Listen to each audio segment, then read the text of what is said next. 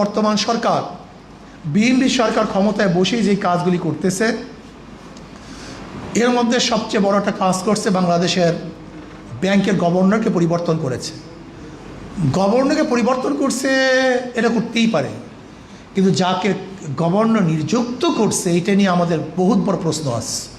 একজন ব্যবসায়ীকে গভর্নর বানানো হয়েছে। অবশ্যই মনে রাখতে হবে, ব্যাংকের টাকাগুলি বিএনপির না, এই বাংলাদেশের জনগণের। এই বাংলাদেশের জনগণের টাকা সেভ করার দায়িত্ব কিন্তু জনগণের। যদি কোনো অবস্থাতেই ব্যাংকিং খাত সুস্থ সুন্দর না হয়, ডিফল্টার হয়, তো বাংলাদেশের সমস্ত ব্যবসায়ী কিন্তু ধ্বংস হয়ে যাবে, দেউলিয়া হয়ে যাবে। কাজে আমি মনে করি এটা বাংলাদেশের জন্য অশনি সংকেত, নাম্বার 1। নাম্বার 2, নরসিংদীতে এই ধর্ষণ হয়েছে, আপনারা দেখেছেন, ধর্ষণের পর হত্যা করা হয়েছে।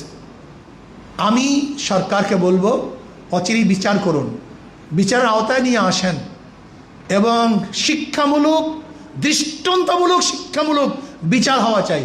একটা শিক্ষামূলক, দৃষ্টান্তমূলক যে এমন শিক্ষা দেওয়া উচিত যেন দ্বিতীয়বার কেউ ধর্ষণের সাহস করতে না পারে, এবং বিচারের আওতায় আনা উচিত।